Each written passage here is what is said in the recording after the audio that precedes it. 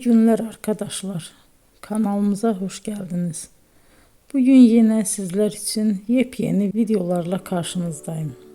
İki başarılı oyuncularımız Elçin Sangu ve Barış Ardus'tan güzel paylaşımlarını sizler için hazırladık. Elçin Sangu, Sevdim Alabora, Yalancı ve Mumları, Kiralık Aşk, İyi Günde Kötü Günde bu dizilerde rol almış ve herkes tarafından çok beğenilmiştir.